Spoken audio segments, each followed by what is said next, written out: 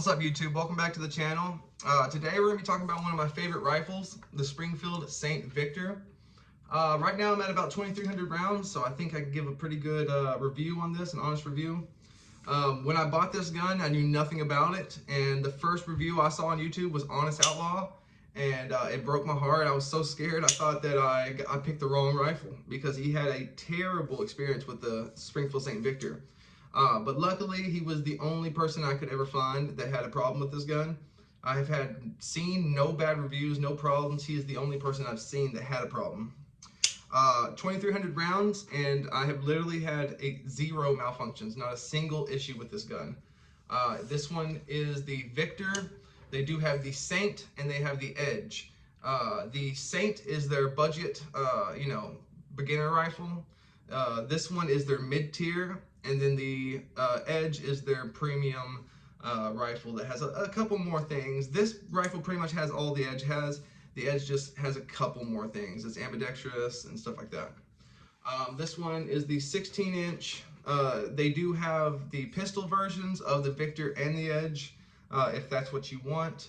But yes, this is a 16-inch with a 15-inch full-length free-floating M-LOK handguard. This one does have the anti-rotating pieces right here, so that the handguard cannot rotate. It has the pins and the piece right here on both sides. I've had no issue with movement at all. It's very solid. It's a good lockup. The barrel, it comes with the muzzle brake. This is Springfield's proprietary muzzle brake. It does really good, but if you shoot it indoors, you're gonna piss some people off because this gun is fucking loud, man. It really it bothers a lot of people. I do plan on maybe changing it one day to a flash hider or something that's not as loud, but you're gonna lose a little recoil stabilization with that. The barrel is melanited on the outside and the inside. The bore is melanited and the outside is melanited. It's also chromoly vanadium. I don't know how to say that really, but solid barrel. It's a great barrel. Government profile. I wish they would have picked a different profile. For people that don't know, government profile is right here at the chamber. The barrel is thick, and then it tapers and gets thin, and it's thin all the way to about right here, and then it gets thick again. I would rather it be reversed, where the thickness was all back here and then it got thin at the end, so you don't have as much weight at the end of your barrel, moving it around. But it's a solid barrel. There's a lot of people that have government profiles. It's just old, kind of, it's the whole government profile barrel thing. If you know about it, you guys that know about the government profile, it's stupid. It came, they discovered it for no reason. It was a mistake, and people just kind of ran with it. And we got better profile barrels nowadays. But what can you do? It's a solid barrel though. So far, which I'll show y'all here in a second. This gun has been getting sub MOA accuracy at 100 yards with good ammo. With this ammo particularly, the Frontier with the Hornady bullets, just regular 5.56 55 grain. I've been getting sub MOA. Now, I know people have been having good luck with this stuff, but with this gun in particular, it does not like the M855 from Winchester. I was getting like 3 MOA with that. So you just gotta kind of, pick your ammo, run it through your gun, see what your gun likes. This gun is a 1-in-8 twist, so it's good at stabilizing heavier bullets, lighter bullets. Pretty much anything you put in it is pretty good at stabilizing it. I was hitting out to 400 pretty easy. Even when this gun got really hot, I was still able to hit like a 10-inch plate size target at 300 consistently. So this gun is super accurate. Springfield did really good making this gun. I know a lot of people don't like Springfield because they're politics, and I don't get into that, but I gotta say, with this gun, they nailed it. They did a really good job. Everything that they did it right. The castle nut is properly staked and solid. The gas tube, this is a mid-length gas system. Not only did they put the set screws in, but they also put the pin that goes this way to lock it in, so it ain't coming out unless you want it out, which is awesome. Not a lot of companies do that. So they've really went above and beyond to make sure that this gun is good and duty worthy. So they also come with the flip up iron sights. This is just, you know, a Vortex Strike Eagle 1-8. It comes with a standard charging handle, which, you know, it's okay, it works. I do want to upgrade that eventually. But, you know, the good thing about this gun is it's like $1,100, $1,200, but when you get this, you do not have to buy anything. It comes with everything that you would ever want.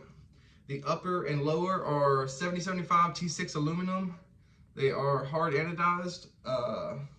It comes with a nickel boron flat face trigger. And I'll let y'all see that real quick. It's probably about 3, maybe 4 pounds, but let's see. That's the wall right there. Oh, see, I didn't mean to do that. Let's try that one more time. That's the wall. Break. Show y'all the reset. That's the reset. It is not ambidextrous, so your safety and your bolt release are on one side. It comes with the BCM Gunfighter stock, BCM Gunfighter grip, which is amazing. Also, the trigger guard is the BCM, so it is wider in case you're using gloves. You can get your finger in there. So like I said, you know, with this gun, you won't have to really buy anything to replace. Most people buy a gun and they have to get a new trigger and a new stock and a new grip. With this, it comes with the best stuff that you can get, really. The BCM stock and grip is some of the best. It does come in black, so I meant to tell y'all at the beginning, sorry guys, this is not the way the gun will look when you buy it. It'll just be a solid black gun, which their finish is amazing. Everything's melanited.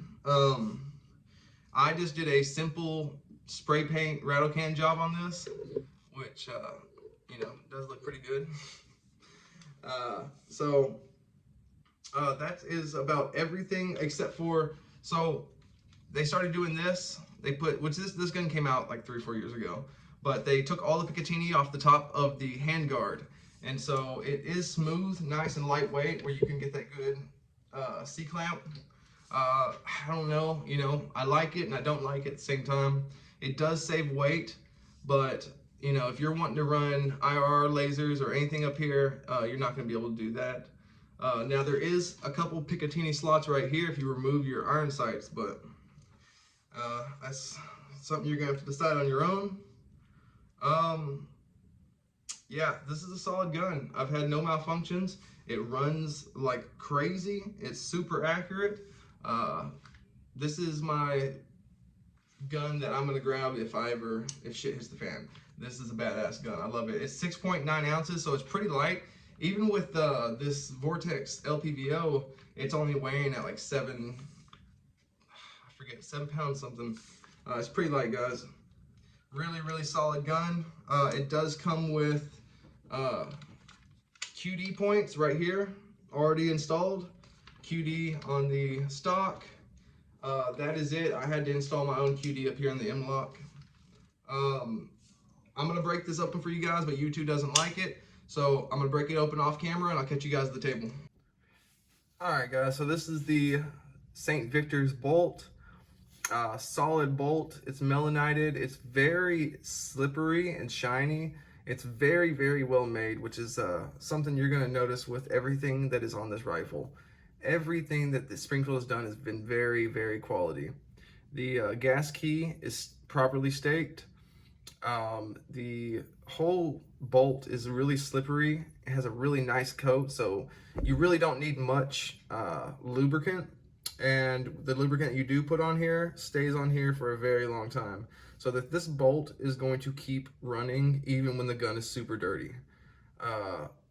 It has a MP and HP tested bolt, so that this is and it's also made out of 9310 steel. So this is magnetic particle inspected, high pressure tested. This bolt is really awesome. It's very high quality compared to a lot of bolts that I have noticed and seen in other rifles.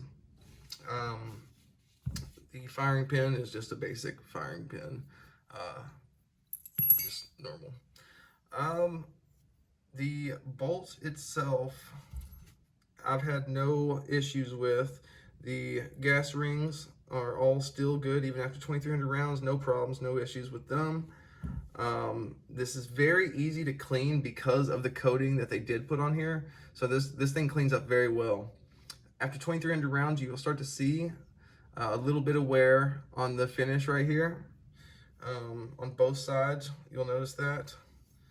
It is a M4 full auto profile, so this whole piece is still here. Sometimes you'll see on some bolt carriers that a little bit of this is removed, so it's a non-full auto bolt carrier. It doesn't mean that your gun's full auto, it just means that the bolt itself, if all the components were there, would be able to fire full auto. But yeah, really good bolt carrier, properly states gas keys, everything so far on the Victor I'm highly impressed with. Let's see if I can find y'all. The chamber itself has the basic M4 feed ramps. Let me get this out of here. Okay, so there's not much wear at all inside this rifle, even though I've put 2,300 rounds through it. Feed ramps are all good. Everything looks good. You can see my crappy paint job. Let's get to this.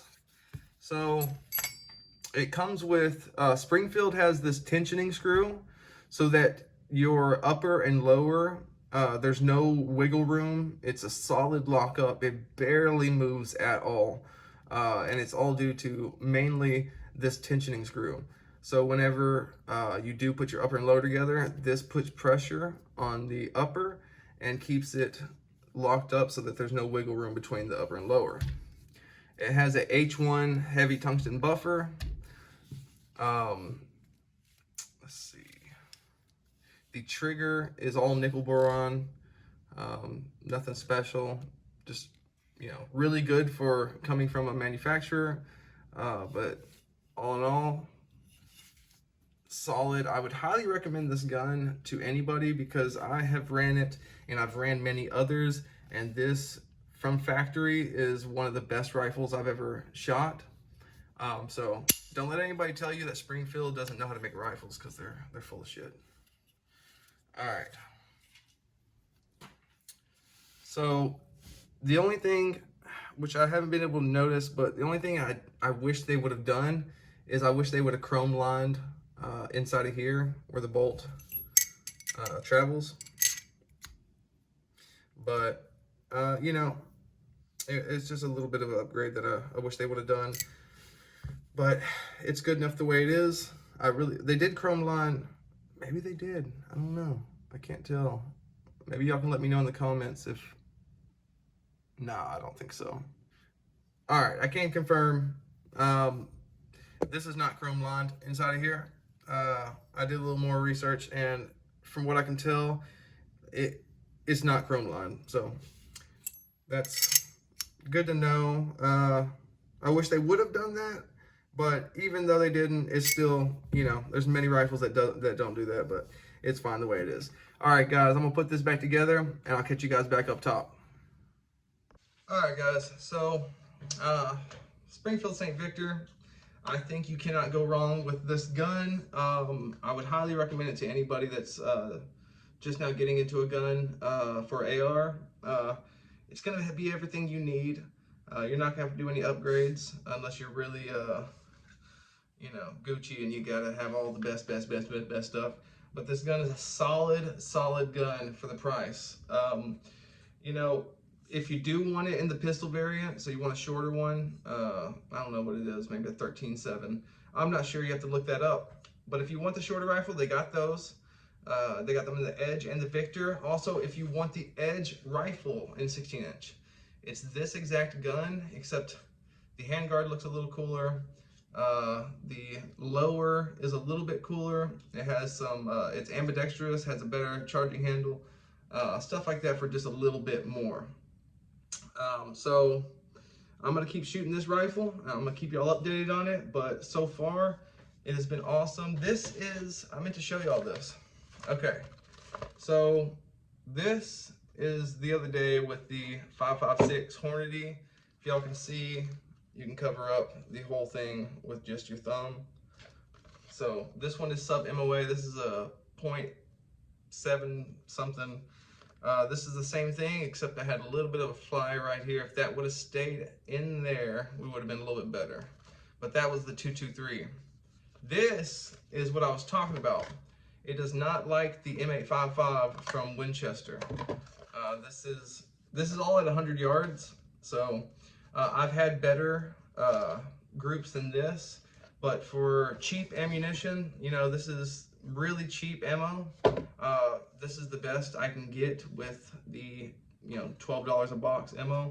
Now, if you get some of, let's see, this Hornady Black, the boat tail hollow point, 75 grain, I was able to get like I was, you know, pinholing, just putting bullets through the same holes over and over. The Hornady Black boat tail hollow point, 75 grain, awesome. In this rifle, at least, with the 1 in 8 twist. So you just gotta pick your ammo and try it out. With this gun, though, if you get the St. Victor, you're gonna be really good with this 55 grain 5.56 from Frontier. Awesome stuff, really cheap ammo. But all right, guys, that's gonna wrap this up. If y'all have any questions about this rifle, or if you need any answers, just leave me a comment and I'll try to get back to you guys. Once again, thank y'all for watching. I'll catch you guys on the next one.